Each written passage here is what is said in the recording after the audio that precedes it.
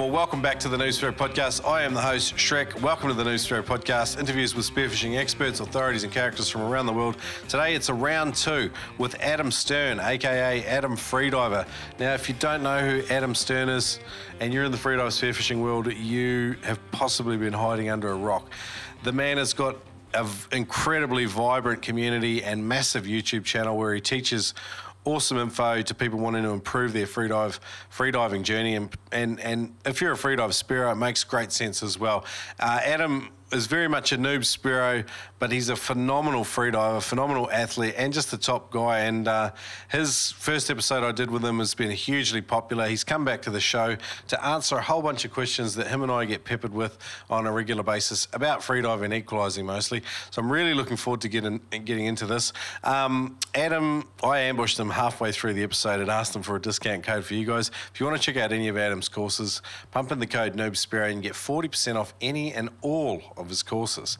So anyway, this show is broken into a couple of different sections. I'm calling it Your Burning Freediving and EQ Questions with Adam. So a couple of warm-up questions, then we get into training breath hold questions. We've got a full section on equalising questions, then deeper freedive spearfishing sort of queries, and then we wrap it up with some other questions. The whole way through there's a ton of banter, but one cool thing I really enjoyed about this episode was having patron listeners in live. So I sent these guys the link to the call, and basically I was on with a bunch of patrons before the call with Adam even started. So it was bloody awesome. I had 6 managed to tune in, all different time zones, and at the end of this episode, patrons ask their questions live with Adam. So really cool to do that for patron listeners. So if you are a long-time listener of the NOOBSPEARO podcast and you want to support on an episode-by-episode basis, head over to patreon.com/NOOBSPEARO. There's an exclusive equipment-only episode just for patrons, and now I'm starting to do the live Q&As and get you guys in on some of the calls as well. So I'm bloody enjoying it. If you want to get involved in the show in any other ways, head over to noobspearo.com, and there is a section up in the menu called Noober Stories, and you can leave me a 3-minute voice message. Now, I would love to hear about your scary moments and lessons learned, phenomenal catches that you're proud of, any sort of new product reviews, things like that. Go to noobspearo.com, head up Noober Stories, and leave me an up to a 3-minute voice message, and I'll try and include it on an upcoming message. Massive thank you to a couple of guys that are helping out around the traps. Brandon Swanapole. I butchered that for sure. I'm sorry, Brandon. He's South African with a hardcore Afrikaans name.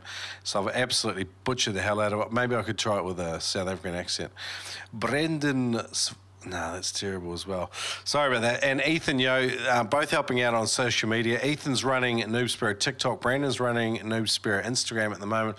If you jump on and follow us on any of those channels, you're engaging with those boys. Really big thank you to you guys. And last thank you before we hook into this episode, Pat Dwyer from Impact Podcasting has been producing the show for more than 100 episodes. Massive thank you to Pat. Let's hook in. I really enjoyed some of the cheeky banter in here with Adam Stern. Here we go. This episode of the NOOBSPEARO podcast is brought to you by spearfishing.com.au. They've been on board for more than 100 episodes, and I'd love for you to shop at spearfishing.com.au. They have a price beat guarantee, hassle-free returns, flat shipping rates across Australia, and you can save $20. For every purchase over $200, if you use the code NOOBSPEARO, you save $20. Thanks for supporting the NOOBSPEARO podcast and shopping with spearfishing.com.au. Partners of the NOOBSPEARO podcast, Neptonics.com. Neptonics offers the best spearfishing gear, spear guns, carbon fins, spear gun parts and packages at the lowest prices. Go to Neptonics.com, use the code NOOB10 to save 10% off anything at Neptonics.com. NOOB10. Boom! Well, something a little bit different today at NOOBSPEARO community. I've got Adam Stern here with Q&A from the community. All the questions that got asked through the NOOBSPEARO community group on Facebook and Instagram. I've got them here, as well as half a dozen patrons who were able to turn up as well. We're going to have a deep dive with those guys at the end of the Q&A with Adam. But it's awesome to have you with me again, Adam. Welcome to the show. Pleasure. My favourite podcast. Really? Well, I don't listen to any other podcasts. Oh. I've listened to you on the Freedive Cafe podcast. You know what? Okay, the Freedive Cafe podcast I think is great, but I haven't actually listened to it yet, to be absolutely honest with you. Donnie's got a good show there, and he's got a new one out now too. Yeah. Yeah, I think I was again on I was the most recent podcast put out I think yesterday or something like that. But I to be honest with you, I haven't actually listened to the episodes, but like everyone raves about it, and I know that they're great. Because anyway. Oh, good. Yeah, no, it's a good show. I like it too. He's had a couple of really good guests, including yourself, so it's great to have you back. I heard a rumour the other day that your middle name is actually Ignatius, and you've changed it to Freediver to try and like just hide from that. Is that real? My middle name is Thomas. Okay. But mate, I reckon if my middle name was Ignatius, I would rep that, eh? Yeah. I'd be Adam Iggy Stern, wouldn't I? You would. I think it's pretty cool too, especially when you make it Iggy. Let's hook into some questions. Ben asks, he wants to know why you're so happy and enthusiastic all the time. He loves your energy. Ben, I don't have a job. So look, I wake up in the morning and I think to myself, oh, what am I going to do today? Oh, should I go shoot a YouTube video? What does that involve? It involves going out the boat, going somewhere fun. Should I, I don't know, make some photos for Instagram? Like, should I hang out? Should I go for a spear? Like, that, that is the extent of my day. Before COVID, I was really I suppose training. Maybe like about 5 hours a day would be taken up by training. And I've pulled back on that now because I legitimately have no idea when I'll be able to actually compete again. So right now I'm maintaining but not improving, if that makes sense. Yeah. But honestly, I think that I am happy and I've got so much energy because I'm not using that energy going to work. That's the truth. I am a very, very lucky person. But surely, like the rest of us, you have flat days. You have days where you're not into it. Does that happen to you? For sure. But this is the thing, right? Like, this is why, when people ask me about do you spear? Do you do this? Do you do that? And my answer is I do everything, because there are days when I don't want to go spearing. There are days when I don't want to take photos. There are days where I don't want to train. There are days when I don't want to dive. But there's always something in the ocean or around the ocean that I want to do, if that makes sense. Because I try to cover all the bases. And so mate, sometimes I go for a scuba dive. Yeah, nice. I have fun. So you just got to do it all, and then it keeps everything fresh. Yeah, cool. All right, I like that answer. Cool. Dale Bartush, a different sort of question here. He wants to know what you think about in freefall. Not what you teach people to do, not what you tell other people to do, but what you actually do, what you think and feel about when you're you've stopped your kicking phase and you're just in freefall. Okay, so this has changed as the years have gone on, right? So what I used to have to do personally was I used to have to keep my mind active, right? So I used to, let's say, let's just break it up over I don't know. I suppose I always say 100-meter dive because it's a round number, right? With a long free fall on it or whatever. So, you 100-meter dive, you stop finning at probably about 30-odd meters. You've got 70 meters to think about life as you descend. And I used to keep my brain really active. I used to think about, okay, I'm equalizing. I'm using this equalization technique.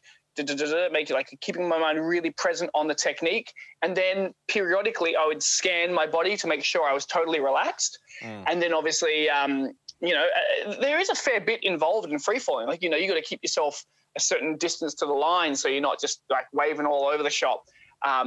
So I used to keep my mind very active. And then what I found was that as time went on, the more dives I did where I was free falling for a reasonably long period of time, I was able, my brain was able to just bridge the time. And what I mean by that is, so let's say you start a new job, right? You wake up in the morning and you've got a 30-minute commute to work. The first week you do that commute, it's 30 minutes of driving, right? You're present for it all. 2 years down the line, you wake up in the morning, you hop in the car, you blink, and you're at work. You know what I mean? How you just zone out, and then all of a sudden you're there. And it just comes from doing the exact same thing again and again and again. Your brain tends to just bridge the time in between. And so that's what happens now. When you do it for long enough, you will start your free fall. You'll start thinking about, your equalization. You'll be focused. And then honestly, before you even know what's going on, you'll be like, oh, wow, I'm at the bottom. And because I think that if your brain didn't have the ability to do that, you'd see a lot more people freaking out on their descent. Yeah. I've got a few related questions to this. Like, I remember in the first interview I did with you, you said that, a lot of people say freediving is 100% mental, but you were like, I don't agree with that at all. I don't think it's such a mental task at all. With limitations, though, a lot of limitations in every sphere of life seem to be self-imposed. It seems to be the ideas and the attitudes that you have inside kind of shapes your world and your abilities and the things you're able to think and do. What's your take on that with regards specifically to freediving? Oh, mate, yes, I agree with everything you just described. Like you will completely impose your ability upon yourself. And it happens in really, really weird ways. And I hope I can think of a really good example for this because it deserves a good example. It deserves a proper explanation. If you don't believe that you are a certain kind of diver, like let's say, all right, I'll tell you what, I'm doing an instructor course next month with a bunch of guys from spearing clubs around Australia. And it's a spearing thing. Try to get more freediving instructors in all the spearing clubs. So now all these guys, I suppose, like they're not your typical people that come to a freediving course. They're rougher around the edges. They've got less formal education. And I'm sitting here telling them, like, hey guys, on the course, if you don't hit 40 meters, you go home not as an instructor. Yep. Now, most Spearos, I think, don't think of themselves as deep divers, or they don't think of themselves as people that can drop down a line down to 40 odd meters. And so, a lot of the work that I'm doing with them is about changing their mentality so that they actually start to believe that they can do these dives. Because if they turn up and they don't believe that they can do it, their brain will find reasons to make them bail on dives. They will be going down, and all of a sudden their equalization will get stuffed. Like a person who believes they can do something, when it comes to the crux, their brain will like effectively push through it, find a solution. If they don't believe they can do it, when they come down to a challenge, that person will cave and say, well, look, I don't think I can do it. Like, why? And their brain is not going to find the solution. And it happens at every stage in a person's diving. Either there are people that are stuck at depths, all over the shop, from 10 meters to 100 meters, and they can't go deeper because they don't think of themselves as the type of person that can do it. They don't think of themselves as that kind of a diver, that kind of a person.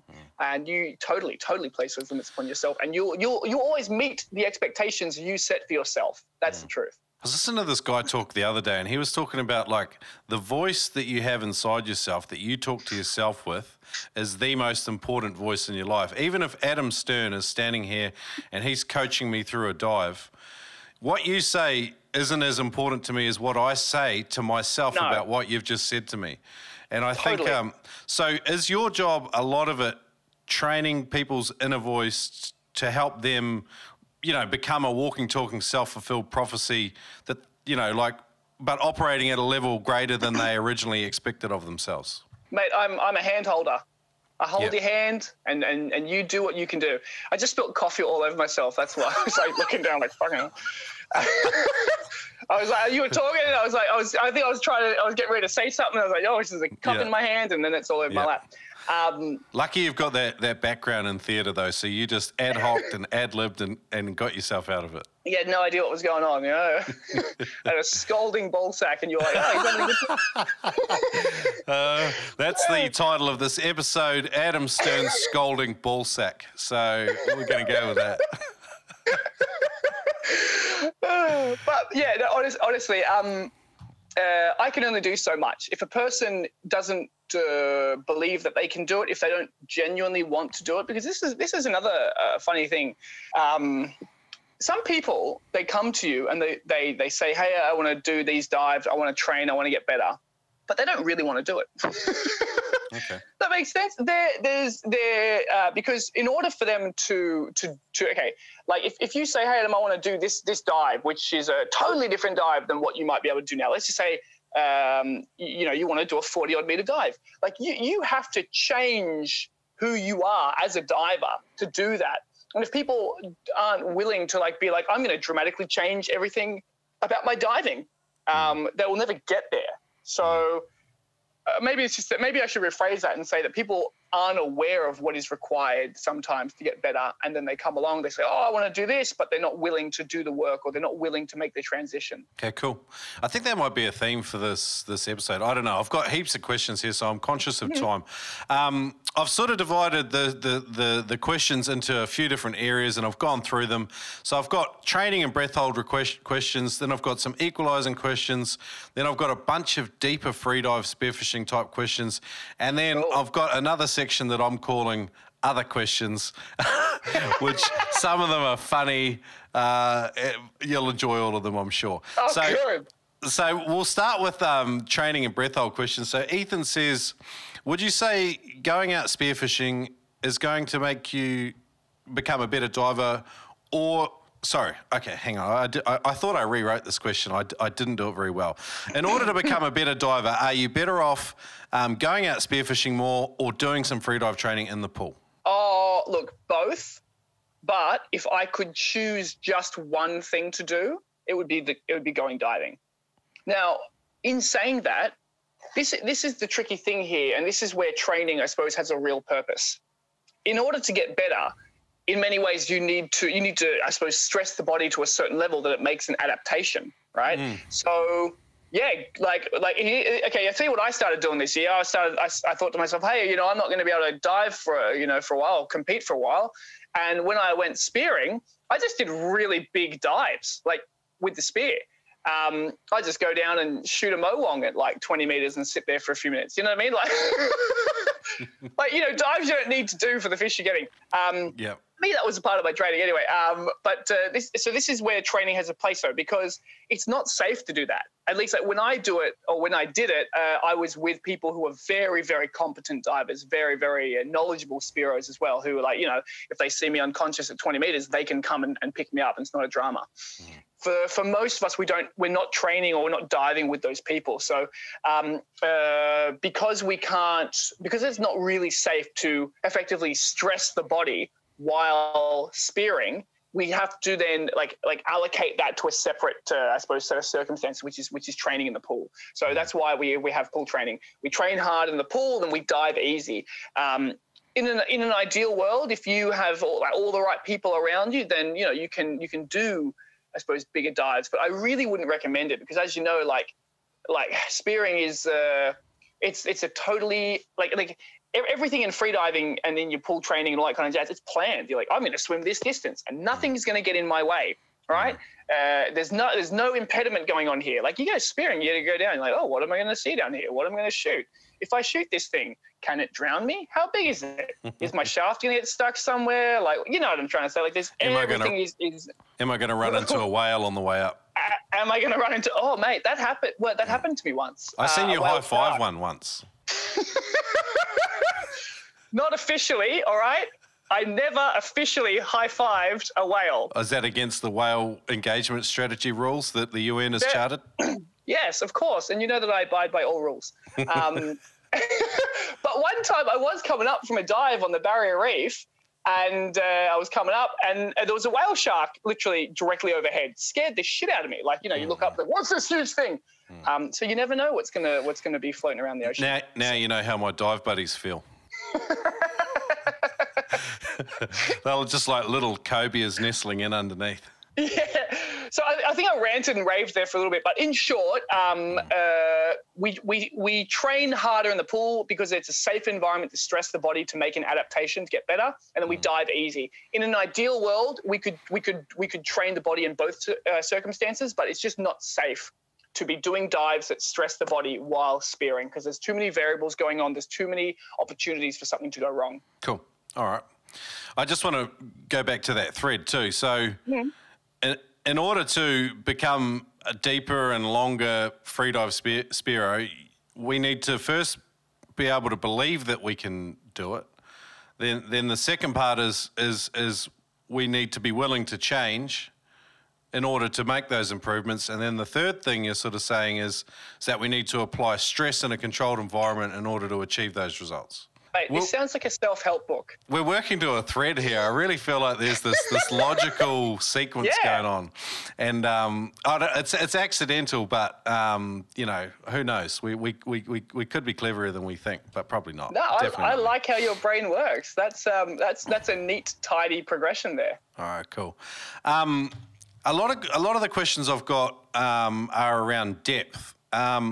Training in the pool, you're training on a horizontal plane under, you know, near to surface atmospheric conditions, so we're not getting the pressure changes on our body that we need to acclimatise to depth. I've got heaps of questions about that. What can we achieve in the pool? Basically every physiological change except for a depth adaptation. So you can train your body to, you know, I suppose like hold its breath longer without experiencing urge to breathe. You can train your body to increase its hypoxic threshold, so you can go for longer without passing out. You can train your body to work better anaerobically. You can train your body to use lactate or lactic acid in the body better as a fuel source. You can train everything except for how comfortable do I feel at this depth, and that's something that you just apply later. And that's the same also for me, you know, like I can't dive deep all year round. I get all of my breath holding fitness and breath holding capacity up in the pool, and then you apply all that to your depth. And if you have all of those ducks in a row, those deep dives feel like nothing. You know what I mean? And you're not even really going to be sitting there going like, oh, you know, I can't handle this pressure, because the truth is that when someone says that they can't handle the pressure, it's got very little to do with the pressure. Yep. So we don't have any nerve endings in our lungs. So we don't feel contracting or expanding lungs. What we feel is our resistance to that. So we feel if we are tense in our body and we're not allowing the pressure of the water to, I suppose, like, you know, make our lungs smaller or make everything around it smaller, we resist it, and then we feel the pressure against all the muscles that surround our lungs. And that comes for either in someone's head, but most of the time it comes because the person isn't comfortable with all their breath holding capacity at the depth that they're going. But if you feel like a beast, I mean, the depth you go to, it can be kind of irrelevant as to, like, you know, oh, can I handle this pressure? Like, what's going on with this pressure here? Is bloodshift a trained response? I mean, yes. Okay, so can you explain bloodshift and does it increase with increased training and acclimatization to depth? 100%. So what I was saying before, let's just say that's, you know, I suppose to a depth of around maybe 30 odd meters. And then obviously we start going deeper than that, then things start to change a little bit, because then we have to factor in some extra elements to the depth. So bloodshift is, this is the real short explanation of it. As your lungs are compressing, like I suppose a level of suction is being created in the lungs.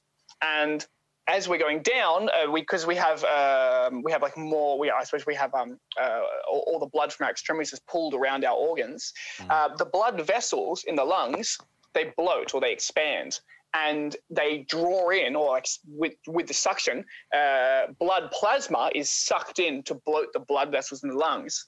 And then that's how the lungs maintain their shape as we're going down. The gas in the lungs is still compressing, and then where the gas is compressing, the space is being taken up by blood plasma. Now, I think in the textbook it says like, oh, you know, this happens once the diver reaches their residual volume, but this actually happens from the beginning. A person diving to 10 meters experiences some kind of a blood shift to help cushion the lungs from pressure. It's obviously very minor compared to what happens when a diver goes deeper than 40 odd meters, right? Because the lungs themselves cannot shrink below what's called the residual volume, which is usually around 1/5 of the total lung capacity. So we hit that when we get to about 40 meters.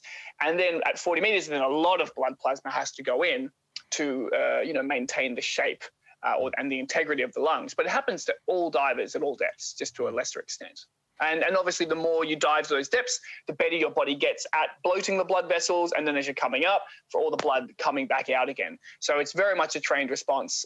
And you know, the reason why, in freediving, we'll often talk about this being like a big consideration at 40 meters. In spearfishing, I think this is a much bigger consideration shallower, like, you know, even I'd go as far as say from 25 meters and beyond, because of the amount of physical work that a person tends to be doing underwater when spearing, whether you're digging a shaft out of a cave or whether you're swimming a fish up, you know what I mean, right? Like there's often some more aggressive movement. Well, you're swimming up and you're just holding tension on a reel. Yeah. To make sure it doesn't make it into a cave, you know, like you just you're just giving it enough to hold it out, and it is exertion wherever you are, though. Yeah, I hear what you're saying. Totally. All right, Damian asks, what are some of the best exercises to get more depth and time, bottom time? Okay. That's two different questions, really, but and it's actually a very long response, to be absolutely honest with you. Okay, but if we were to simplify things, the very best way to get more bottom time is, and this depends on the diver, but like let's say a beginner diver, or like, you know, a beginner to intermediate. The best way to get more bottom time is to use less energy to get down. So to actually spend some time improving your technique, right? So like the ideal dive should look like this, right? You're on the surface hanging out, you take a breath, you do a duck dive. And that duck dive should be good enough that it gets you anywhere from 3 to 5 meters depth just on the duck dive. You fin 2, 3, 4, 5, 6, 7 times, and then you're deep enough to start your free fall. And that's it. That's all the movement required to get you to whatever depth you eventually get to. The rest of it, you just sink. So improving technique is probably the fastest way to get more bottom time. And then besides that, increasing your actual breath holding capacity, which we know is best and safest done in the pool.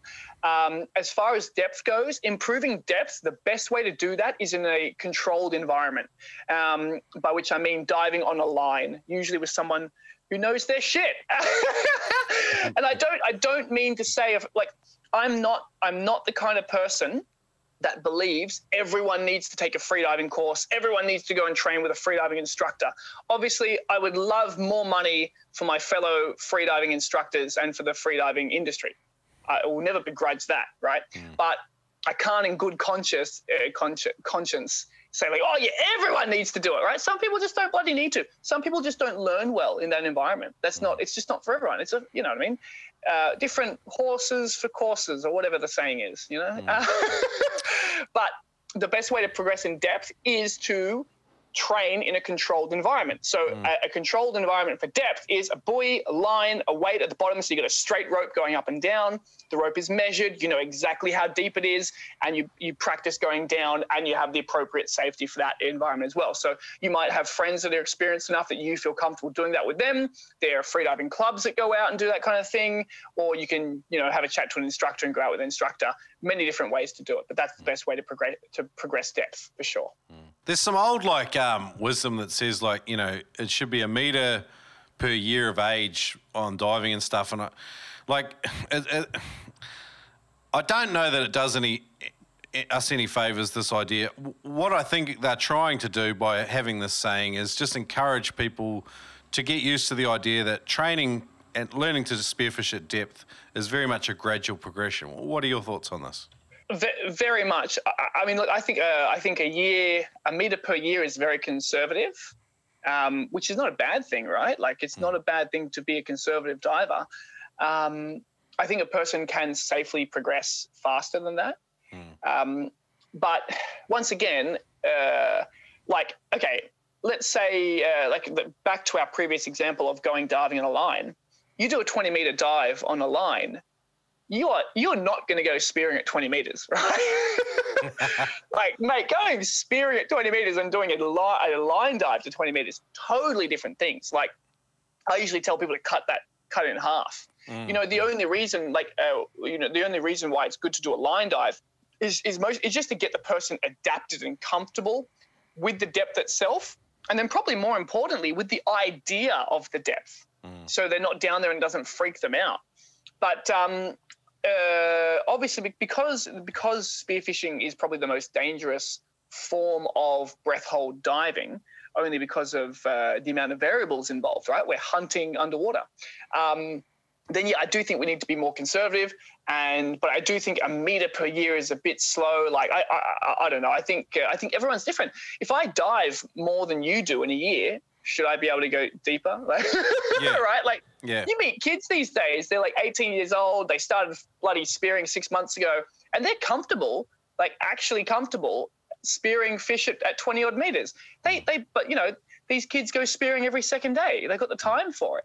So it's just, you know what I mean? It's we can't make hard and fast rules, can we? Nah. But I mean, some of these sayings have use, but I'm more about, you know, giving people the principles or the, you know, the ideas that people are trying to teach underneath them. You know, like obviously we're trying to encourage gradual progression. You know, based on, you know, like if you're in a controlled environment, it changes things too. Like if you're with an instructor, and like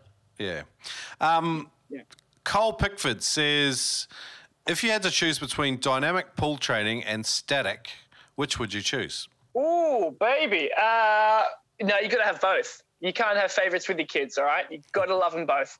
Okay, so let's talk about where they're used. Static breath hold has two main, I suppose, applications. Now, just keep in mind, the most important thing when it comes to training static breath hold is that you never have a bad experience. So this is this funny thing. People get into it and they're like, oh, you know, I did some tables for a month and I held my breath for 5 minutes. Doesn't mean shit. It doesn't change or improve who you are as a diver.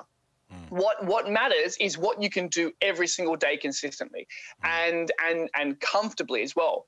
So, okay, when we're training, one of the I suppose like the guiding principle that we all need to have when we're training in general is that at no point in time can I not enjoy this.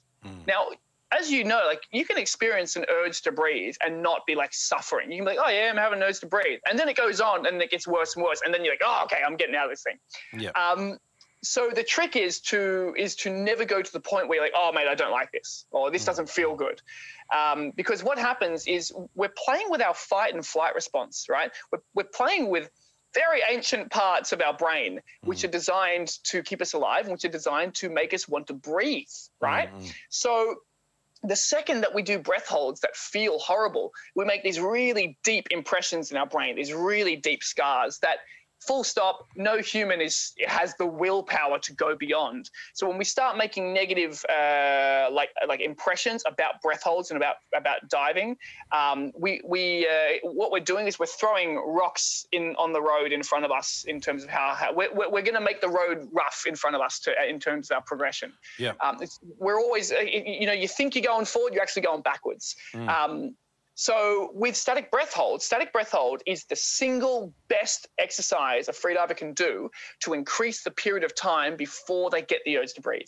So when it comes to carbon dioxide, there are two things we're training. We're training how comfortable am I with the urge to breathe, right? I get the urge to breathe. How good does it feel? Like, am I getting this signal, like this panicking feeling here? Or is it like, oh yeah, urge to breathe, sweet as. And obviously the more we train with CO2, the duller the panic gets. It goes away over time. Then we have, how long can I hold my breath for before I even get the urge to breathe? And different exercises train these two different things. So the best exercise a person can do here to train to increase the period of time before they get the urge to breathe is static breath hold. And so this means that when we're training static breath hold, it needs to always feel good. It needs to always like be a pleasant experience because you want to do it often. It's probably the best exercise. It's the foundation of all of your training. So you want to treat it like a lady, and don't go hard. Like the truth is that no one cares how long a person can hold their breath for, right? Like it's just if we want to flex at each other, like I got like a 4-minute static, mate. But no one actually cares. So that's what we do. We use static breath hold to increase the period of time that we can hold our breath for without getting the urge to breathe. And we use it to train us to be relaxed over a longer period of time in a breath hold, as in like to be having contractions, to be having an urge to breathe and developing our ability to be relaxed in that environment.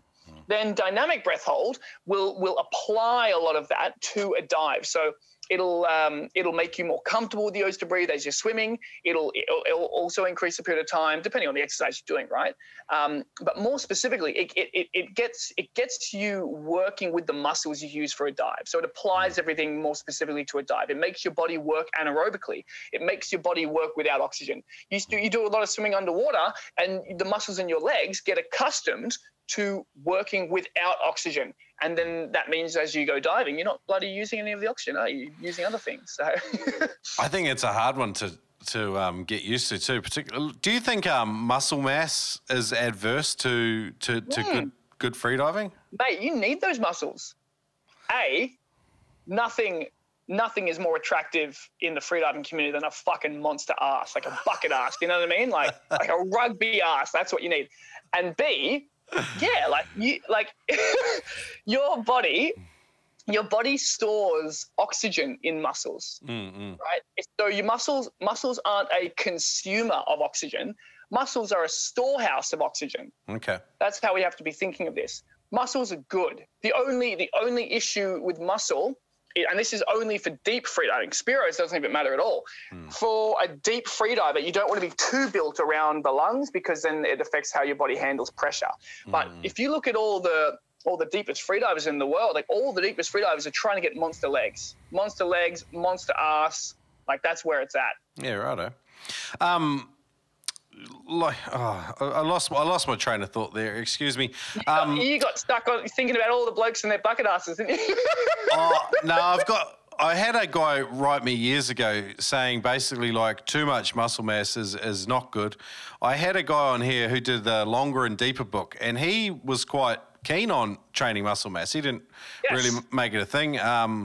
But, you know, there was lots of stuff in there. Like, he liked hypoxic squats, and there was all sorts of craziness in there. That I really enjoyed the discussion anyway. But I wanted to ask... oh, sorry, you go. No, I was going to say, I don't actually know how to pronounce the name, Jap or Yap. Yap, Yap, who's done longer and deeper. Like, he actually knows what he's talking about. Like, he's an actual exercise physiologist, and, like, he actually knows what's going on in the body when we do these things. So if he says squat deep, you squat deep.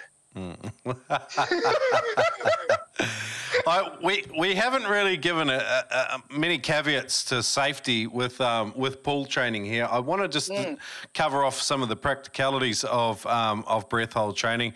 Obviously, we talked about static training just before, but we didn't really differentiate or apply the distinction of dry versus in the pool.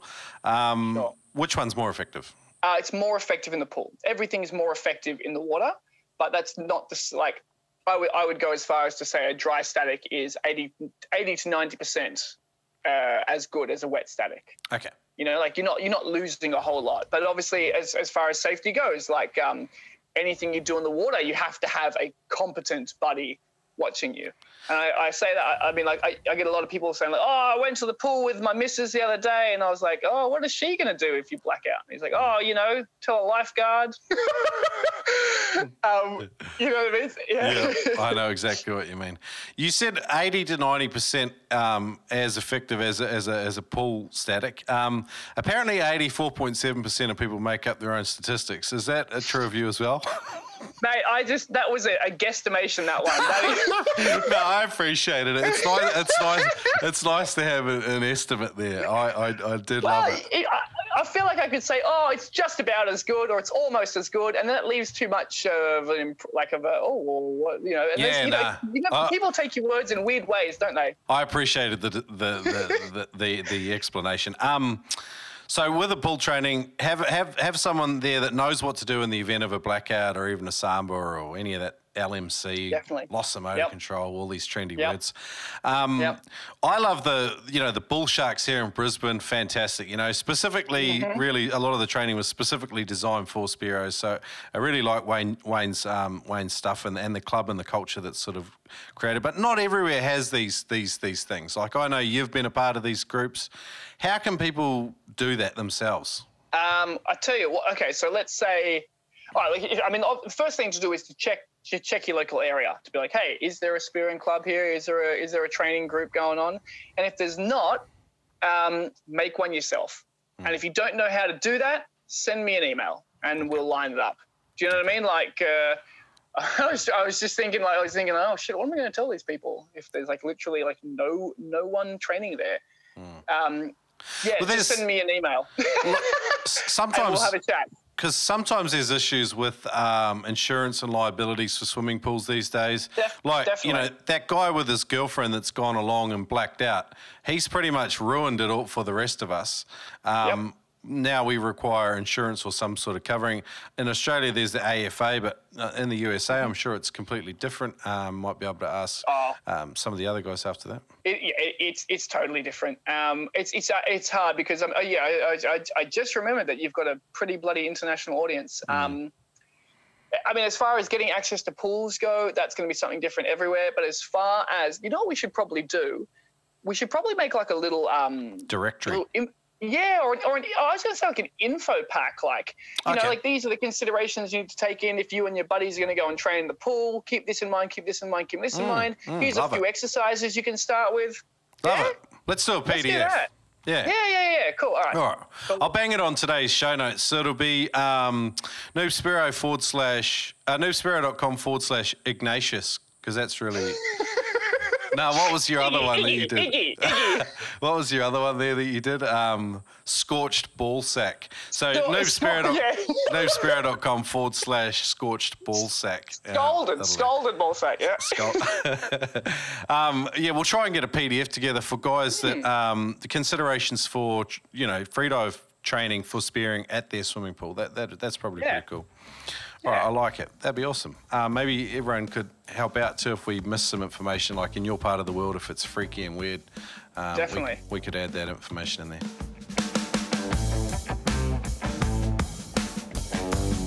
If your buddy had a blackout on your next spearfishing trip, think, what would the outcome of that be? Do you know how to revive someone from a blackout? Would you even be in a position to do something about it? Or would you be diving, chasing after a fish as your buddy sinks down to the bottom of the ocean? Do you know where most blackouts happen? Do you know what you can do to minimize your risk of having a blackout? My name is Ted Hardy, and I'm the founder of freedivingsafety.com. In my free online course, you will learn the truth about shallow water blackout, the myth of, I don't push myself, I know my limits, I'm in tune with my body, how to minimize your risk of having a blackout, and most importantly, how to save your buddy's life if they have one. Visit freedivingsafety.com to sign up for your free course today. Dive safe out there. It's not even that hard. Equalising questions. Are we all right to move on? We're going to come back to deeper spearfishing, but can we do some EQ stuff? Yeah, for sure we can. I've got two here. Andrew Baker says, can everyone hands-free equalise? Yes. Theoretically. There is nothing stopping every human from hands-free equalising. Whether every human has the patience, willingness, and ability to learn it is a different story. Learning how to hands-free equalise is effectively learning how to raise an eyebrow, right? So it's muscle isolation with a muscle inside your mouth that you can't see and you can't feel moving. As you descend into deeper and deeper levels of pressure, as you hold your breath. Yep. So that's why it's a complicated thing, because we can't see what we're doing, and because we're going deeper and deeper and deeper all the time, everything in the mouth feels different. At every depth, you're going to feel something different, and depending on how you're equalising what's going on, it's all going to feel different. So there's a lot of variables involved in a person learning how to hands-free equalise. I usually say that if a person is dedicated to learn hands-free, they will be able to pick it up in about a month's time if they practice every day. I remember back in the day when I started to get into spearfishing, and I went looking for equalising stuff, and I came across this guy's PDF called the Frenzel Fatah thing, and it was a 40-page document, and he made things sound about as complicated as you could get. I don't know if he was academically educated. Academics seem to like making things more complicated and more difficult than they need to be. I really like your stuff. You don't worry about saying T-lock and S trap and all this bullshit. It's just do this, do that, bang. And is hands-free like that? Like, is it like 1, 2, 3, boom, practice those three things? It is exactly like that, except I can't see it. Does that make sense? Like when I'm sitting there and I look at you doing Frenzel, I can say, hey, this is what I'm looking for. Look in the mirror and see if you can see this thing moving. It's exactly like that, but it's harder to pinpoint because I can't say, hey, and can you see this moving when you're doing it? Because it's all internal. I haven't organised this with you at all. We've got no prior arrangement. I am aware that you've got some courses that teach people specific facets of these things. You haven't asked me to do this. People have mentioned it. I also haven't negotiated anything with you with regards to a discount code for my listeners, so I'm doing this completely by the seat of my pants. Can we do that? Yeah, done. I'll make a discount code in 20 minutes called Scalded Ballsack. I'll make it NOOBSPEARO. That's it. I'll make it NOOBSPEARO. That'd be better. I like it. And we'll give them a discount, and that'll be easy. I'll send that to you after this. Because you've got a hands-free equalising course, I believe. Yeah, I do, yeah. Okay, perfect. That'd be awesome. Like, I think, how long does that course take? And you're saying it's a month of conscious effort once you sort of tune it up. Yeah, exactly. So the course is tied in with a Frenzel course. So it's like it's a basic Frenzel, an advanced Frenzel, and a hands-free course all wrapped up in one. And there's probably how many videos I've got in that bloody thing? I've probably got about 25 odd videos that go from anywhere from 5 to 15 minutes. So what's that work out to be? About 3 hours, 4 hours of content. It'd be interesting. I'm hoping I can get free access so I can just have a look myself. Yeah, that's the stuff. Because I would be, like, I haven't done much freediving past 30 metres, and I'm aware that you start needing to use some other techniques. I want to get into mouthfeel and stuff in a sec. But Jake Cross says, common issues with equalising, one ear equalises before the other. We kind of talked about this on our first episode. You've got some specific exercises, free videos up on YouTube about stretching the Eustachian tubes. Is my memory correct? Yep. So there's a few reasons why one ear can equalise before the other, but the let's just say the solution to solve the issue is the same regardless of what the issue is. And what we need to do is make the Eustachian tubes more flexible so that they require less pressure to open. I've got a video called "Why Can't I Equalise" on YouTube. And it just goes through like the list of all the things that could be going wrong and gives you the solutions to it. And then the solution to that, I call it TTS, which is tight tube syndrome, which is something I invented, like all my statistics. Nice. And then it's got the exercise to stretch them in that. Nice. And what percentage of people suffer from this narrow Eustachian tube I would go as far as to say anything from 25 to 35% of the population. Wow, that's quite a lot. That's a real statistic, by the way. That's real. Like that's what I get on my freediving courses. So that covers about 3,000 to 4,000 people as a subject group. Are they the same people that are the feet down, feet first equalisers? No, not yes and no. Sometimes the tubes can be so inflexible you need to go feet down, but the feet down equalisers are people that have soft palate issues. I've got a mate. I don't want to say his name on here. I love diving with him. He's a fantastic bloke. He's got a great breath hold. Like he'll do a shame, baby. He'll do a. I won't name and shame. He'll do 100 metres flat out in the pool, but like he stops wanting to go diving with a few of us because his Eustachian tubes hold him back from taking on anything beyond probably 15 metres. But he's a sniper, like he's a weapon Spearo, great fitness, fantastic breath hold, just really narrow Eustachian tubes, and it holds him back from spearing like he could. Has he worked on increasing their flexibility? He has, but I don't know if he's followed any sort of regimented program for a prolonged period of time. If you do, say you do a month, you put in a month to your Eustachian tubes, like making them better and more flexible and all that. Is that a lasting adaptation, or is that something that he's going to continuously have to do? No, mate. You put a month of work in, that's going to last you a lifetime. Obviously, let's say you have 6 months where you do nothing, it'll go back, but it'll never go back to what it was. Okay. I really miss diving with him, but he knows that, a bunch of us sort of like the deeper drops. And not that we dive deep all the time or whatever, but like Go on, mate. You tell. You're too deep for this bloke now. No, I'm not. I'm still hopeless. I go out most of the time on the boats, and a lot of the time, I'm not one of the deep guys. But it stops him from wanting to come out because I think he doesn't want to hold anyone else back, Yeah, I getcha. He prefers shallower than 10 metres, and a lot of the spearing that a lot of us enjoy, probably that 15 plus sort of stuff. It just seems to be there's less spearos there, so there's more fish. And I think also the species kind of opens up a little bit as the stuff that you don't get, I suppose, every day, right? Because I suppose like if you think about what have you speared most of your life? It's probably been the shallower stuff. So it's just a bit more exciting to be like, oh, we don't get this species so shallow, or maybe we'll run into this down here. Who knows? Maybe a red mohawk. All right, deeper freedive spearfishing questions. It's still an equalising question, but Kurt, who's one of the moderators on the Noob Spearo Facebook community, fantastic bloke. He says, how do you equalise when you go past that 30-metre plus mark? He says, I recently dived to 30 metres on a course. Felt like I had to equalise slightly different once I hit about the 25-metre mark. I've heard of having to bring air back into your mouth. I wasn't down there long enough to work out what was going on, but I was still able to equalise just slightly different to normal. Is there any dry training I can do for this technique? Yeah, definitely. So, okay, this is what tends to happen. So there's two ways to bring air from the lungs to the mouth in order to frenzel, right? Now, just so I think that sometimes when people learn about frenzel equalization, they think like, oh, we're using the air in our mouth to equalize. And it's true, but the air in your mouth runs out, right? And actually every 3 to 5 meters, you need to replenish it. So now, like what he said is basically after 25 meters, that's when he noticed that he had to change his technique.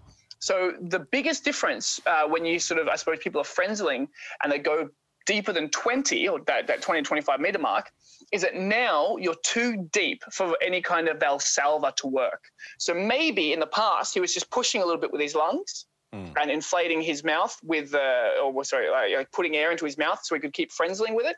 Doesn't mean he was doing a huge push, as in a huge stomach equalization, the Valsalva equalization. He's probably just nudging a bit of air up and then frenzeling it into his ears, where now that's not going to work and he needs to use a reverse pack. A reverse pack is the other way that we get air from the lungs to the mouth, and it's with suction. It's it's called a groper call or a grouper call in the States. Grouper. God bless America.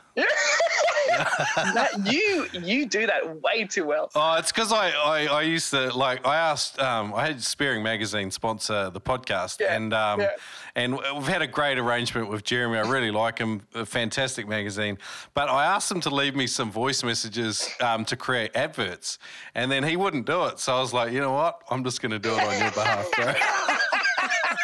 Good man. And he told me off because I was a bit political in one, just being cheeky. And but anyway, that's neither here nor there. So the grouper mouthful. Call. Yeah. So you suck it up and you make this noise effectively. And you do it ideally, and everyone can do this, right? Because doing this is a pretty standard part of speech. Or the muscles that we use to do this are pretty standard for speech, so we can all do it. Okay. And what we're doing there is we're using our mouth and throat to suck air from our lungs into our mouth. Okay. And so every 3 to 5 meters, you need to do a groper call to replenish the air in your mouth to keep frenzeling deeper. Okay. And I've done groper calls at 100 meters and then equalized and gone deeper. So you can do it very deep. The deeper you go, the more considerations you need to have in place. So the technique is slightly different when you're deeper than 40 odd meters. Okay. But in essence, it's the same. You just suck the air up, you equalize with it. And if he's getting to the point where he's like, I just can't suck it up, it's usually because he hasn't done it frequently enough to get to that point, right? So you got to if you're doing it intermittently, you'll never be like, oh, I can't get in the air. And this is the noise that people get when they have not groper called enough. They hear this one underwater. That's the sound of stress of trying to suck it up. Okay. And if you're doing it constantly, you won't get that. But if you're not doing it enough, you get down here and you haven't done it, then it's like it's too much pressure's built up and you just can't get it up. Yeah, it's not a problem I have a lot, to be honest. But also, if he's just gone to 30 meters once or twice on a freediving course, he's probably not genuinely at peace with the world at 30 meters. You know what I mean? He could be more comfortable down there, right? And so that also plays a role. It's funny, as you talk, I start to remember some I have some muscle memory of some of the things that you're talking about. It's just funny to hear someone verbalise some of it. I'm quite intrigued about doing a deeper equalising thing. So it's called reverse pack mouthfill, is it? Is that right? Or is it just reverse packing. So reverse packing is a standard part of the normal frenzel technique. Okay. It's the way that we get air from the lungs to the mouth to frenzel. Most people. Oh, I lost your audio there for a sec. Oh, you're back. Sorry, someone was calling me. Oh. Most people do it naturally. without even knowing that they're doing it. But as we go deeper, we tend to have to be a bit more active about it because the pressure increases, and it can't just be this little thing we're doing. It has to be something very specific and controlled. And you've got to do it regularly. Otherwise you get desperate and make the call of the dying dolphin. Mate, that's going to stick, eh? I'm going to use that. Coin. Yeah. Joe Pedro, he says, can you share your wisdom on chin tuck? Actually, let me read out a series of questions here because that's kind of related. Joe says, can you share your wisdom on chin tuck, dive, and what injuries can be caused by looking out in front of you, like neck extension, typical spearfishing form compared to proper dive form, the little things that cause nightmares due to lack of under pressure knowledge, basically. Mackenzie says, I've got a similar question to Joe. Once you start going over 30 to 40 metres, how long does it take your body to acclimatise to the new depths? If you've done all your stretches and relaxing on the top perfectly, what are some of the little things like neck movements that we should be careful of, and how long, how many dives to depth until you can start to move your head a little more comfortably? So they're kind of related. But lots of questions. It's just a huge question. Yeah. So that's probably a bit I can't give an answer for some of those questions. Like, as in, hey, you know, do 3 dives to 20 meters, and then you should be okay to move your neck around a bit more. Do 5 dives to 30 meters, and then you should, you know, like that isn't possible to give that answer. And everyone's going to have a different level of flexibility of their bloody trachea and and the muscles around their lungs. And like we all are going to have different abilities here that people are kind of just going to have to work out for themselves. And for the most part, not work it out, as in like just do the conservative thing and not ever run the risk of doing it. But so the chin tuck. The chin tuck is interesting because on a freediving course and like kind of jazz, everyone's always teaching like, tuck your chin in and don't look ahead and la-di-da. And when I teach Spearos to dive, I don't really talk too much about I talk a little bit about obviously the safety of that, but the bigger element is actually like, you know, keep a streamlined body to cut through the positive buoyancy. And then once you're deeper than, you know, anything, it depends how deep you're diving, right? Once you're through the positive buoyancy and you start to become neutral and negatively buoyant, open up, look around, because, you know, you're hunting. You need 100%. To, you know, right? Like you need to know where you go. You need to know what you're doing. So the chin tuck for me is most appropriate in spearfishing as a performance tool to get through positive buoyancy. And then if you're doing some deep spearfishing, like 20 meters and below, then it becomes a consideration for safety. And in that regard, I would say that everyone is different. Everyone will develop flexibility and everyone will adapt to pressure in different time frames over a different number of dives.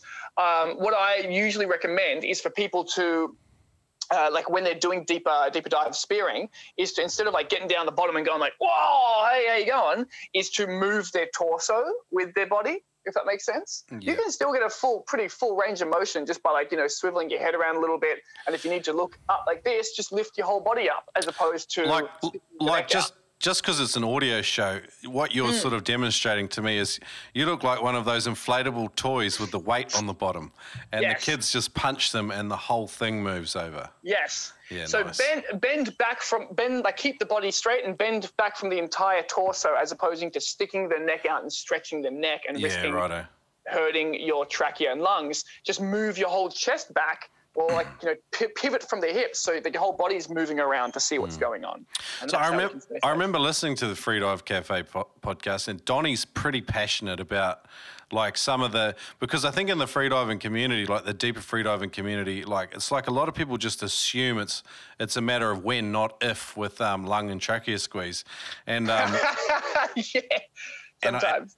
And so what you're saying is a conservative approach as well, but it's like, I don't know. How do you know when you're on the edge? You don't. That's the issue. You don't have nerve endings in this part of your body. You'll come to the surface, you'll cough up blood. And that's either your throat bleeding or your trachea bleeding or your lungs bleeding. And all of them are bad.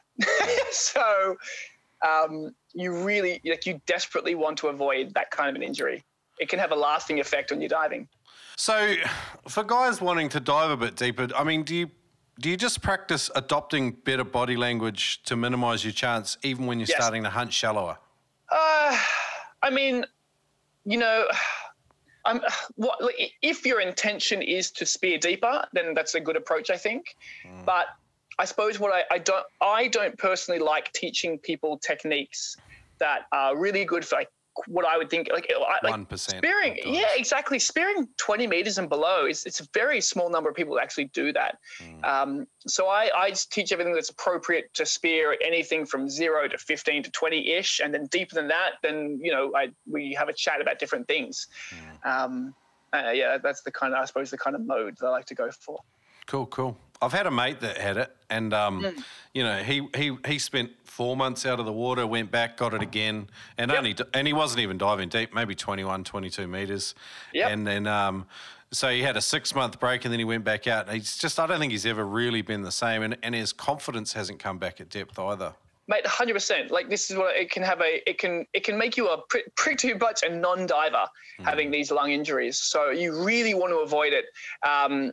It's fairly easy to avoid, right? You just don't really open the body up at depth. If you're going to move around with the entire torso. And I suppose before we were talking about like depth adaptation, go down the line, dive to 20 meters. Doesn't mean you can spear at 20 meters. Bridging the gap between your deepest depth and your spearing depth, that's a process of years, not necessarily, hitting a number on a line. That's a very different story. Nice. Mackenzie had some more questions that was sort of aligned to this adaptation idea. He remembers you talking about how you could come back after a month with no training and pretty much start from where you had left off. Obviously, that's not probably the same for all, like depth, but in terms of performance in a dynamic environment, maybe it's the same. Can you talk to this? Yeah, so what we're talking about here is just a long-term adaptation in the body. That you get after years, you know what I mean? Like I remember maybe earlier in my career when I'd train really intensively, I'd have a month or two off, I'd come back and I'd feel like shit. And it'd take me maybe like a week or 2 weeks or 3 weeks to get back into good form. And then as the years go on and you just keep training, keep getting better, your body just learns and it just stays. The adaptations become more permanent. And now, for example, at the start of this year, I was living in the Philippines, going nuts. I'm just going to quickly get my little charger for the phone. I was living in the Philippines, going nuts, training full time. Then this bloody virus came around. Someone eats a bat, and I'm back in Australia. And a pangolin. A pangolin. Whatever it was. Someone made love to a pangolin. Yeah. If you know the South Park episode I'm talking about. No, I don't. Oh, mate, you can get onto it. I would have pegged you for some of South Park, no? No, sometimes it's more just time. Yeah, for sure. Opportunity cost, like if I've got an hour, how do I want to spend it? So South Park ranks fairly low these days. Well, anyway, they have a whole COVID episode about someone fucking a pangolin. Sounds like it's in line with my research anyway. So we were talking about adaptation and the Chinese thing disrupted you. Oh, yes. So anyway, then I get back home, I keep training in the pool, and then I kind of realised, at the start when COVID was going on, I think we all had the impression that, after a few months, everything will go back to normal. And then we all made the realisation that, in 3 to 5 years, everything will go back to normal. So when I made that realisation, I was like, oh, shit, I might just relax and, enjoy my life a little bit now. And I did that for a few months and just didn't train. And then I went and did a pool session. And I did and it was a hard pull session, and I did the exact same times in the exercise that I was doing when I was at my absolute peak. So I think the longer you've been at it, the longer you hold on to it. And, that's probably about all I need to say. All good. Yeah. The longer you've been training, the longer you hold on to it, the shorter you've been training, maybe the more you'll need to, spend ramping it back up. Is that the same for depth as well? You've done 100 meters. If you went back out and you had opportunity to do Dean's Blue Hole or one of these other famous locations, you could. How long would it take you to start getting back and maybe even replicating or? Oh, look, it would take me 2 to 3 weeks to reach probably PB again, but that's probably going a bit fast. If that makes sense. Yeah. You probably wouldn't want to go that fast. if you want to have the luxury to go slower. But in terms of what my body could do, 2 or 3 weeks, I could comfortably be back there. To be honest, I could probably be back there faster. It just feel like ass. Like I just wouldn't feel good doing it. Thomas Ripard had some similar questions to what we've been talking about, adaptation to depth. I'm not going to give you his question because I feel like we've given it a real good coverage, but thanks for your question. Sorry, Tom. Yeah.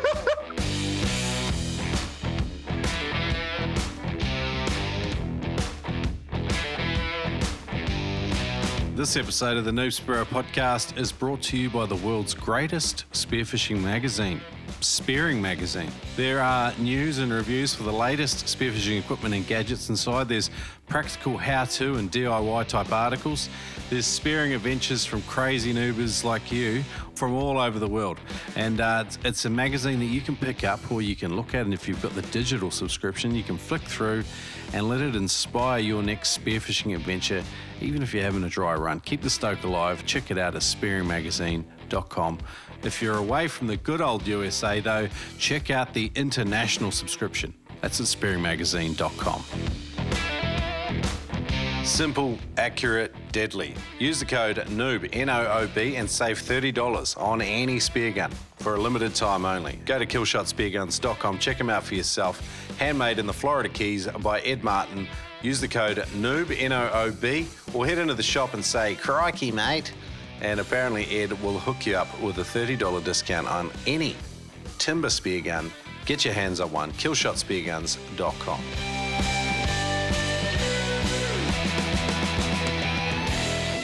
Rob says, moving on to lighter things, Adam, when is Adam having an underwater UFC rematch with Adam?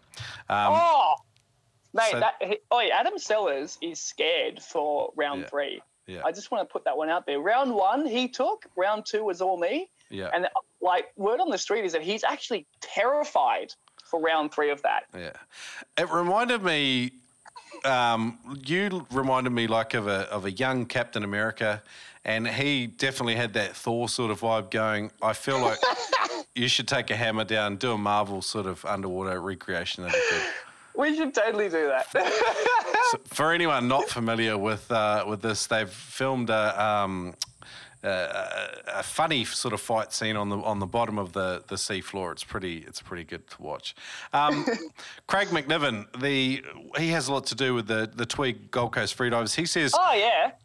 He had it's a different sort of question. He said, "What are the hurdles of running a freediving business? Cash flow, cancellations, COVID, marketing, customer retention. Is it like a dream to do what you love for an income every day? Could you get the business to a point where it could be run without you?" All right, so let's unpack this. It's really easy. Can we reverse pack it? Oh, I see what you did there. Sorry, that was a dad joke. We're all about that joke here, aren't we? It's really easy to make a living as a freediving instructor in Australia. Right? This is very different to other parts of the world. Other parts of the world, there's a little bit less demand. I really can't speak for most parts of the world, to be absolutely honest with you. But in Australia, many people take a freediving instructor course, and next week they are full-time freediving instructors.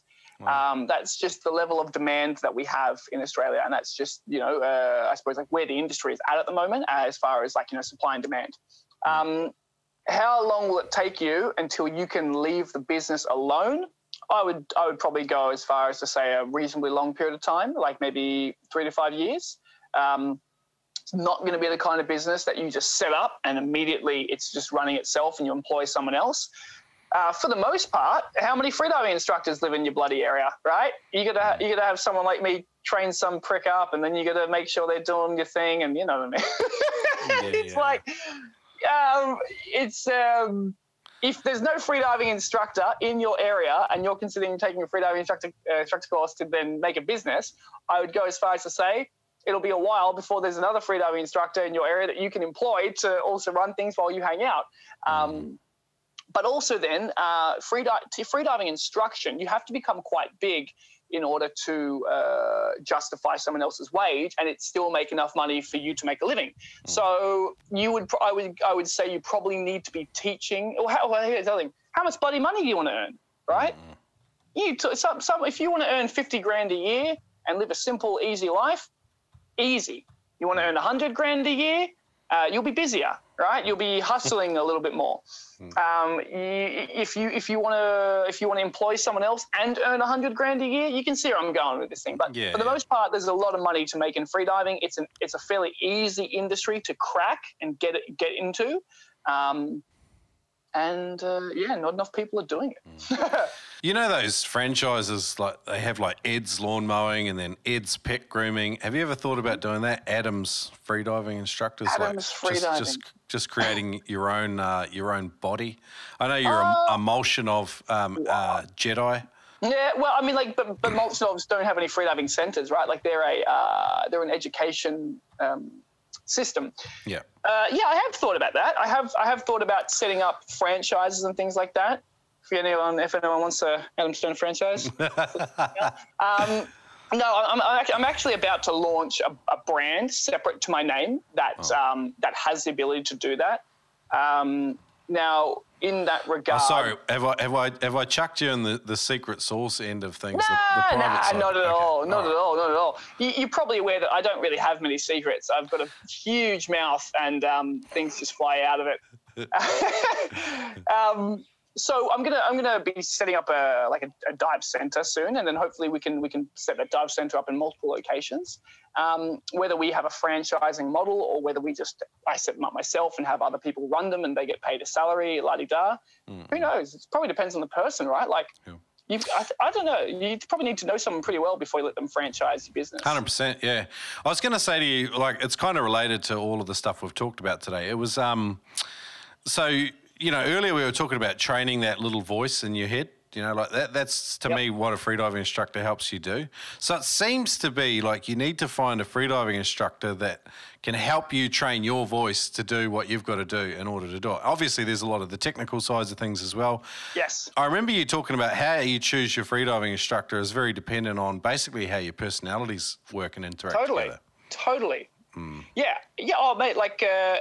Obviously, I have a lot of technical freediving knowledge, but if you don't like me, you're not going to learn anything from me, or you're not going to want to, or you know what I mean. Like, I think only 2.13% of people don't like you, Adam. Oh, I don't know. I think I'm a bit of a wacky bloke, if that makes sense. And some people just think I'm a bit weird, and that's okay. You know what I mean? 100%. Yeah, heaps of people don't like me too, but they like all the guests that I have on the show, so thankfully they come back.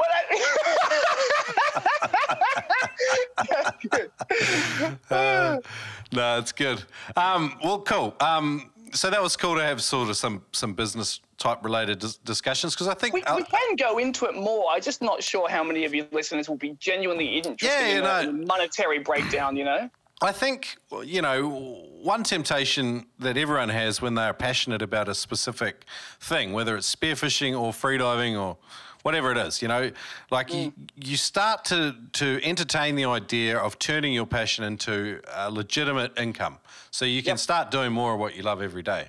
And you're very much a person that does that. And I think the Noob Spearo community questions are reflective of that, you know, like a lot of people, you know, they consider it, whether it's commercial diving or whether it's freediving instruction. It's good to have that talk. So it was cool. Yeah. Well, I tell you what, in saying all that, here is another thing you want to consider before making freediving instruction or spearfishing instruction your full-time, employment or getting into the industry. Do you love freediving? Do you love spearfishing? Or do you love teaching? Yeah, 100%. Right? Because your job is not spearing and diving. Your job is teaching. And if you don't love teaching, you're going to get over it real fast. You've got to love it all. Otherwise, it's just not for you. And that's totally fine. Yeah, cool. It raises some more philosophical questions that I might ask you at another time. Jason Harris says, not strictly diet related, but does Adam have any food items he avoids when leading up to a dive day to keep the sinus systems clean? I had, we talked about Yarp for Bass earlier. He dug through the research and he couldn't find any correlation between dairy and mucus production. Like he could find. So it's kind of it's just this old freediving anecdote that's been passed around, but it doesn't necessarily have much truth to it. Exactly. What's your... Okay. Well, that is exactly the scenario. So I'll tell you what increases mucus production is lactose intolerance. Right? Yeah. So there's enough of the population, in fact, I'm sure we can find a statistic for this, that are actually, to some greater or lesser extent, lactose intolerant, even if they don't bloody know it, right? These are the people that, have a glass of milk and they get all snotty. If you don't have a lactose intolerance, you can do whatever the hell you like. I'm like smashing all kinds of dairy and loving it. But I don't have tricky sinuses and I don't have a lactose intolerance. But as far as foods to avoid, I think, to be absolutely honest with you, the only real one that I avoid is alcohol. So if I'm getting ready for a big dive, I don't want to dehydrate my body. I don't want to fatigue my body with drinking alcohol. Everything else just goes like, go nuts, eat all the chocolate, you'll be right. I remember reading up about this lactose thing, and one of the arguments that, because there's this people that are obsessed with anti-dairy, anti-meat, right? The anti-dairy people, they're called vegans. Yeah, but it's ideological, and it's but anyway, they think that that their argument is that infants have these enzymes or these digestive capabilities in their body when they're infants to digest their mother's milk. However, as you grow older and your stomach starts to get more complicated, that's when you start adding solid food and blah, blah, blah, blah. And then you taper off your intake of lactose-related food. And some people say that as an adult, we lack that enzyme completely, and that's really what lactose intolerance is. Well, that's what I've looked into as well. Like, obviously, the same thing has come up in sort of my reading.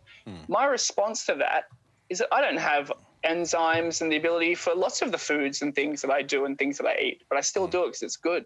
You know what I mean? Like, it's not it's yeah. Lots of things that go in my mouth should not go in my mouth.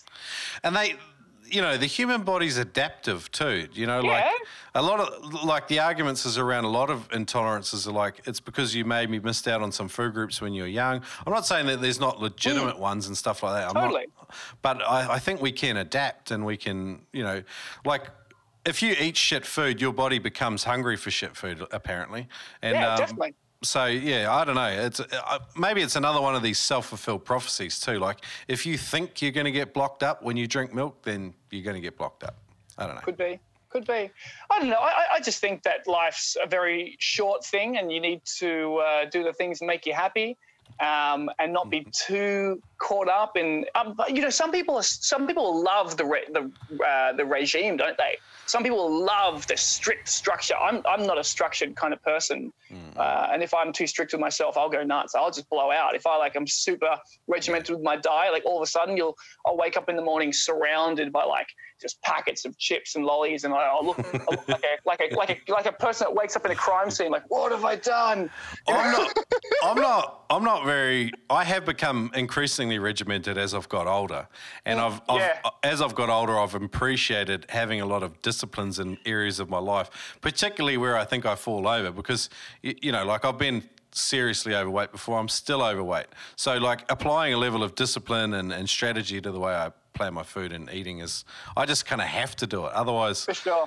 Yeah, otherwise it gets out of control. So, but yeah. Yeah. But you got to have fun, don't you? It's a good point. Nicholas Moore, Nicholas Morse Codes is his name on Instagram. He says, how many wetsuits does he own? 10 at least. Where does he keep them? Yeah, shit. All right, get ready. Oh, they're not going to see the video for this, are they?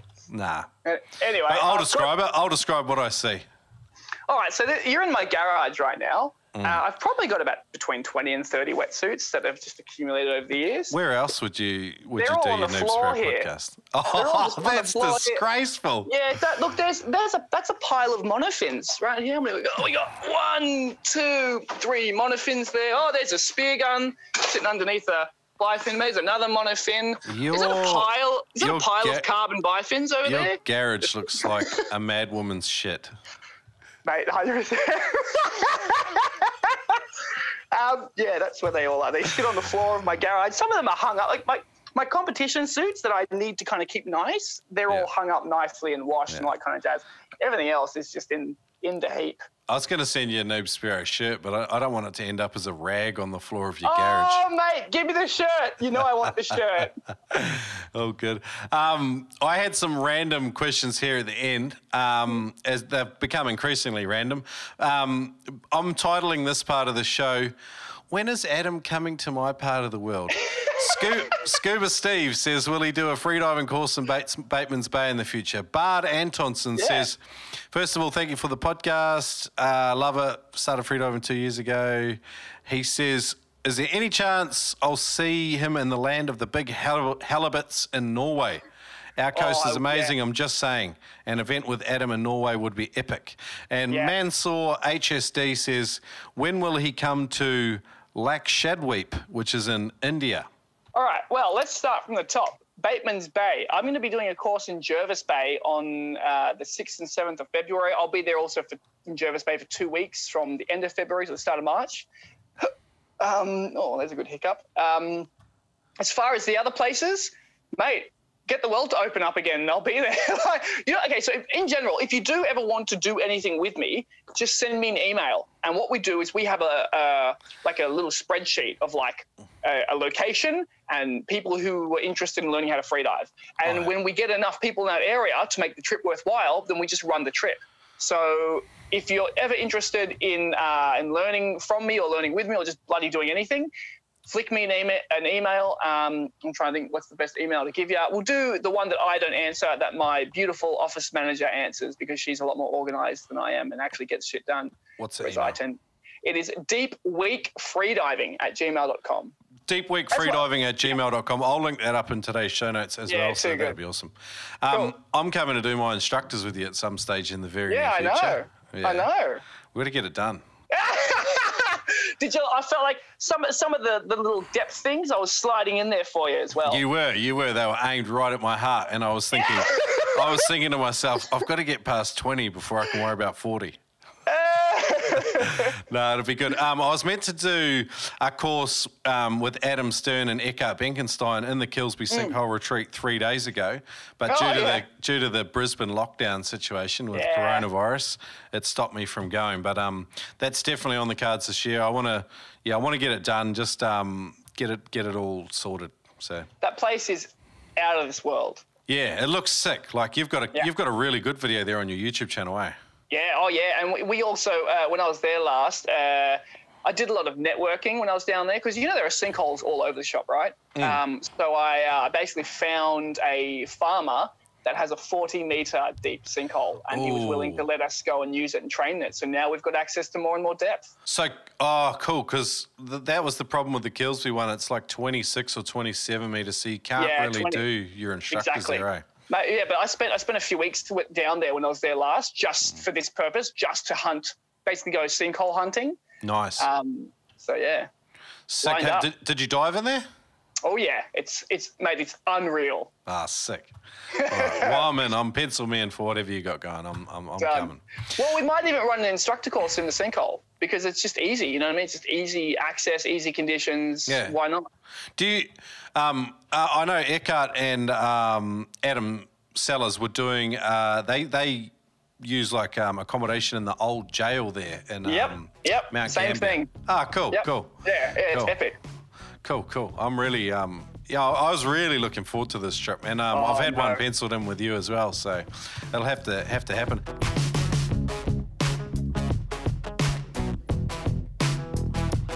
Right now, though, I want to unmute all of the patron listeners who have joined us for this call and let them pepper you with questions as well. Are you good with that? Yeah, I'm ready for the peppering.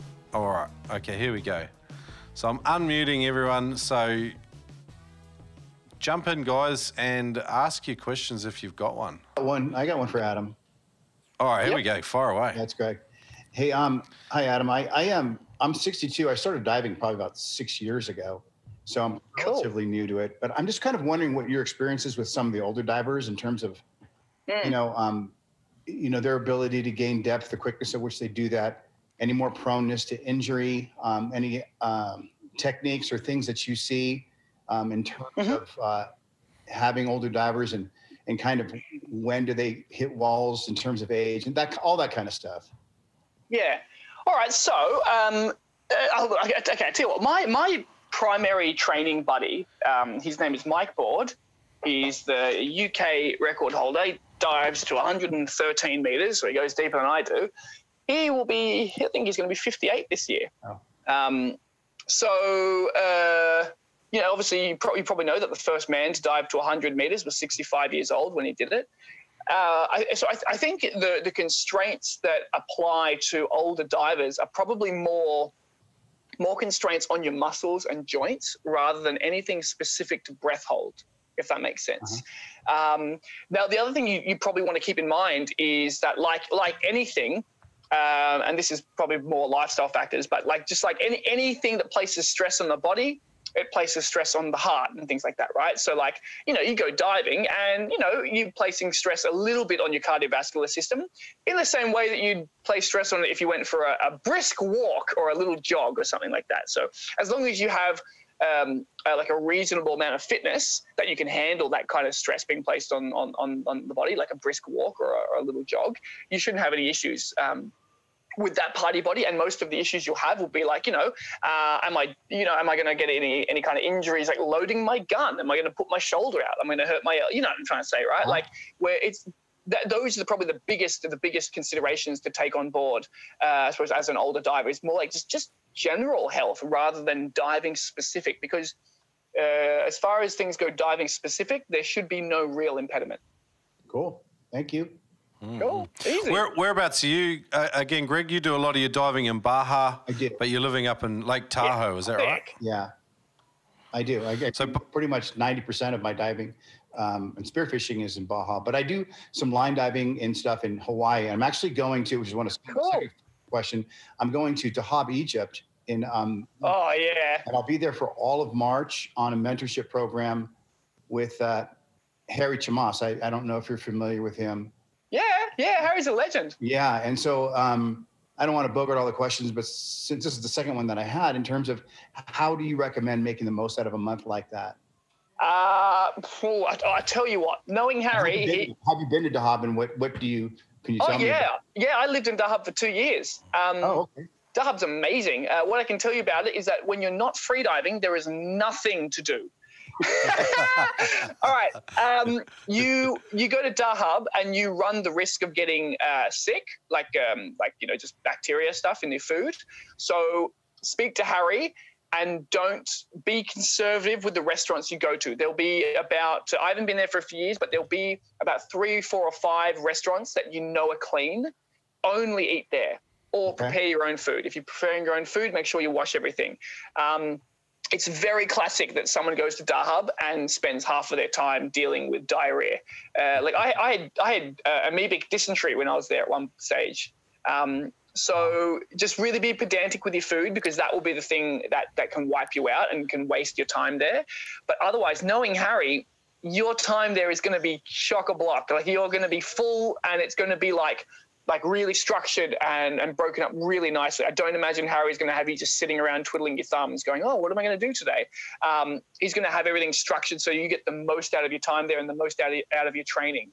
So I would just trust Harry on that, and then make sure you don't get sick. Amoebic dysentery is when the poo stops coming out of your bum and it actually starts coming out of your ears and your eyes. Yeah. The other thing is make sure you check out the Ras Mohammed Marine Park if you're there. And I think Mount Sinai is also really cool. It's a bit of a hike up there, and if you have time for that, go check out Mount Sinai. I don't know if you've ever spent much time in the desert. I'd never spent any time in the desert before I went to Dahab. And we did quite a few nights. We'd just go out there and go camping in the desert, and it was quite an experience. Like, it's beautiful. I never quite experienced anything quite like being out in this just middle of the bloody desert, and the stars are all out. Like it's a really cool place. I bet. Yeah, I'm looking forward to it. Yeah. You're gonna love it. Hey Adam, when people do these extended courses and stuff, do you like it if they pair it with another physical discipline or another activity that's kind of meaningful, or should it stay fairly freedive centric to get the most out of it? you should probably stay fairly freedive centric. I mean, the more energy you put into something else, the more you'll be taking away from your freediving. Because the freediving, especially for like these longer periods of time, he's going to be going to some pretty, I imagine, a month's training. He's going to be going to some pretty reasonable depths. If he's not training, he'll need to be recovering from his training. But it's up to you. It's all about what, you get out what you put in, right? So totally up to them. I've got Captain Dan Walsh up there too. Welcome, Dan. Hey. I didn't even see you there before, mate. Did you have any questions for Adam? Actually, I have a couple things. First, some comments from listening. You're absolutely right. First, I'm a big fan. I love all your videos. Thank you. Your camping trips and all that. You're absolutely right about teaching. I've been a scuba instructor since 1972. And you pretty much can write off diving at that point because you're teaching all the time. But I wanted to comment, and hopefully Isaac can hear this. I think it was his buddy that was having problems with his Eustachian tubes or something like that. I had, after all the years of diving and running dive boats and all that, I've had a problem with my left Eustachian tube. And I researched, I was almost ready to go to Germany to have a procedure done where they put a catheter in and they expand down here in the cartilage area. Well, they do it in Los Angeles. And so that's what I did. And it has helped tremendously. And so it was not that expensive. It didn't hurt. But I really enjoyed getting that done. And for the gentleman that says he's old and all that stuff and down there, I'm going to be 70 in May. Okay, so here's what I've discovered. Okay, so you just buy better equipment. Like I went and bought some big ass carbon fiber fins because I've had two knee replacement surgeries over the past 2 years, and then for my spear gun I bought one of those little assist things, little hook and the little rubber bits. So you just get, you don't, what's it? You work harder, not smarter, or dive smarter, not harder. That's what I do. So that's what I have to say, but I'm enjoying it. And Isaac, thanks. I really enjoy this stuff. Cool. Brian, Duncan, Nick, Stu, did you guys have any questions for Adam? Otherwise, I'm going to pepper him with a couple more requests and then we'll head on out. But yeah, sure. I've got a question. Who have I got? All right. Hey, it's Stu Howard here. How you going? G'day, Stu. Good, mate. Hey, I just one question I have is I find after a day spearing or even half a day spearing, I am just absolutely rooted. Yeah. Like super tired and just absolutely hopeless for the rest of the day. Do you have any tips for, like, I don't know, is it for mitigating that somehow? For becoming unrooted, I think. Unrooted. Yeah, unrooted. Let's do our best to unroot Stu. So Stu, you're experiencing two different types of fatigue here, or there's two different things that are really causing the fatigue. So can I just ask, do you eat anything before you go diving, and do you make sure you stay hydrated throughout the day? Yeah, I do my best. I I try to have a good feed of porridge in the morning. Before I go out, and then I just try and smash as much water as I can during the dive. Oh, okay. So you're doing everything you can do there, which is great. I would go as far as putting some electrolytes in your water if you can as well. That's always helpful. But fatigue from diving is just a factor. Like, it's just a thing that's going to happen. So one thing that we have to, I suppose, think about is, let's say you go spearing for how long do we all go spearing for when we get in the water? You're in the water for anything from 2 to 4 hours on average, right? It's a good period of time in water.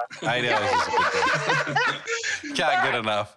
And don't forget, there's the drive there and the drive back. The mission. Yeah. So listening to the Noob Spearo podcast, though, so that gives you energy. That's true. Fires you up. When else in your life do you go and do 4 to 8 hours of exercise? Just in the bedroom. Are you sure it's not 4 to 8 minutes? Because I got it wrong again. Bastard. Oh, mate. My wife's pregnant right now, and I swear this child was conceived in 15 seconds. That's what it's like after you have one baby. It's that's all it takes. Way to go, Iggy. You get the job done, and you get out of there. So you've got general fatigue from being in the water for a long period of time, exercising for a long period of time, and then you're also going to have nitrogen loading. And maybe the captain can actually give us a bit more, some more pointed info on this as well. But when we're freediving, all that time spent underwater, we're building up nitrogen in our system, and that's a lot of work for the body to get rid of that nitrogen. Having excess nitrogen in your body is extremely fatiguing. So it happens with scuba diving, it happens with free diving, it happens with spearing. The second you immerse yourself under that water, you're going to build up some nitrogen, and then that's going to be work for the body to get the nitrogen out of the body. So there's going to be like an extra element of fatigue that's being placed upon you. That's great. Awesome. Do you use the Aqualite? I got sent another bunch of stuff the other day from some guys in WA, actually. It's bloody good. Like, it's got the magnesium and the electrolytes in it. Yep. Cool. Have you got a go-to for when you do your, like, a full day teaching? Oh, mate, whatever's in Woolies, you know what I mean? Whatever's on the shelf. Nice. Duncan, a.k.a. Dunky Poo, the spear gun geek, he had a question for you as well, I believe. Thanks for that, Shrek. So it's kind of two questions, but they're kind of combined. So do you do one groper call, or do you do multiple ones all the way down? I haven't heard of anybody doing them multiple times. Just okay. Yeah, I've always thought and gone on the basis that you do one big one, kind of relatively early on to kind of prep you up for when you start getting much deeper. But that's kind of much more on the really deep stuff going down towards 80, 100 meters. Okay, so what you're describing, the one big groper call, that's not a groper call. So that's a mouth fill, and that's a totally different style of equalization. And we move air from the lungs into the mouth by pushing with the respiratory muscles to fill up the mouth. We don't create suction to do that. Right. So that's mouth fill equalization, which just put that in a totally separate category of equalization than anything else. For frenzel equalization, we're doing constant groper calling, so constant reverse packs. So basically what I say is after 20 meters, before every single equalization you do a reverse pack.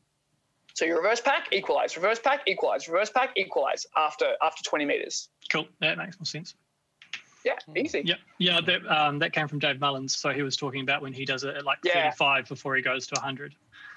Look, Dave Mullins does 125 bloody odd meters. That man is not human, and but he's talking about doing mouthful equalization. Yeah. I've been spearfishing with him when he's like, I'll just pop over to this rock and try and find some crayfish at 55 meters. Right? And you're like, what is wrong with you? Apparently, so much is wrong with him. You got to remember though, Adam, he's a Kiwi, so superior genetics come into it as well. It's a big part of it, yeah. Very true. I'm just going to hold my tongue. Well, I think there's 3 Kiwis on the call, so it's not. I can't normally do this. I think we might have 3. We've got three Yanks, 3 Aussies, maybe, and three Kiwis. Well, you're usually outnumbered. I am. The last second part of my question is, so what's the deepest that you can do on a residual dive? What do you mean by residual dive? So based on residual volume without having to do your groper calls or a mouthful. So do you have a particular point that you... Breathing all the way out and then diving, is that the question? No, not exhale diving. But so if you didn't do the groper calling or even just minor groper calling, but not the mouthful, what's your kind of maximum depth that you can go to? So, out of curiosity. Okay.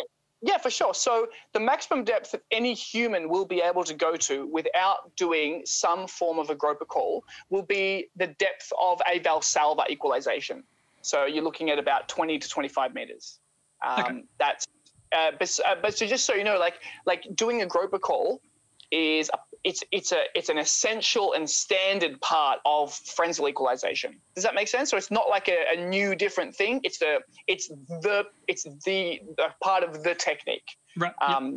So every time we go down to 30, 40, 50, 60, whatever meters, if we're not using a mouthfill and we're using frenzel, it's just reverse pack, equalize, reverse pack, equalize, reverse pack, equalize. Yep. Cool. Awesome. While we round out, there might be a 1 or 2 more questions left from the patrons, but we mentioned some courses today. Where can guys find that, Adam? And obviously you're going to put together this NOOBSPEARO code.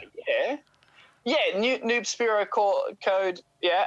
So the website is freedivingfamily.com. www.freedivingfamily.com. That's like where I have my courses. It's a digital freediving manual with like a video manual. Cool. So and you're like going to give NOOBSPEARO listeners, I think you said like 90% off or something crazy? Oh, I'm fairly certain it was 40% off or something like that. Really? Oh, that's, why that's not? hectic. Why not? Why not? Well, just whatever you can do for the listeners would be fantastic. Oh, bro, you know that like my MO since being in the freediving industry has always been about how to get as much information to as many people as possible, right? Like we were talking earlier about everything we were talking earlier about in terms of like we were talking about putting together a package, like how do we know how to go to the pool and train and things like that? Like I don't know, I just feel like the more knowledge that people have, the safer the community is and the better the community is. So like just 100% on the same page as you.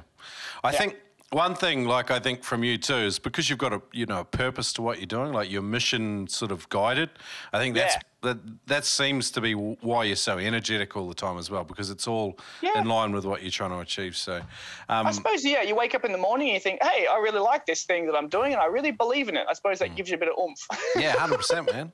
No, I love it. And it's always good talking with you, Adam. So anytime you want to come back on the NOOBSPEARO podcast, you're always welcome, man.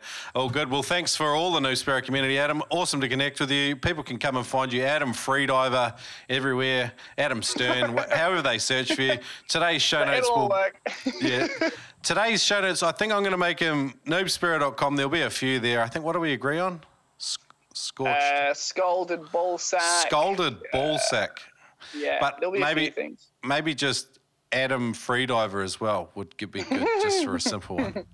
But Scalded Ballsack's quite a long URL to type out. But come to noobspearo.com. Anyway, in the show notes, I'll have videos, links, the courses that Adam's mentioned, and along with the discount code and all the other sponsors of the NOOBSPEARO podcast as well. So cheers, Adam.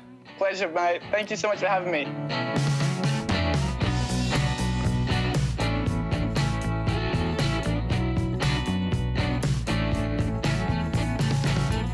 Adam Stern, as usual, an absolute barrel of laughs. He is one sure hell of a character and just a great guy. Really looking forward to, as I mentioned, getting in and doing an instructor's course with him at some stage in 2021 if we can get rid of this blasted COVID BS. I'm not saying it is BS, and anyway, I made some, as usual, verbal faux pas in this interview. Please excuse any and all offence, as usual, because I am an offensive guy. Next, in the next interview, we're off to chat with Eric Anderson from California. Eric's been a long-time listener, and I've listened to him on multiple other podcasts. He's a really cool guy. Really looking forward to digging in and hearing about some great white stories and California kelp forest diving and all sorts of fun stuff with Eric. And we're going to talk about urchin barons and a whole bunch of other cool stuff as well. So come back in 2 weeks. If you love the show, I'd love it if you become a patron listener. Go to patreon.com/NOOBSPEARO and support on an episode-by-episode basis. All good. I'm out. Thanks for listening. Have you ever wanted to slay fish with a weapon of your own creation? Good news for you. Episode 123 of the NOOBSPEARO podcast with Ed Martin from Killshot Spear Guns lays out the pattern and the plan to help you build your own weapon of death and lay waste to fish with something with your own maker's stamp on it. And along with that, go to today's major sponsor website, neptonics.com. Go to the Speargun Builder page and select your components to build that magical weapon and use the code NOOB10 to save a further 10% off on anything in your shopping basket.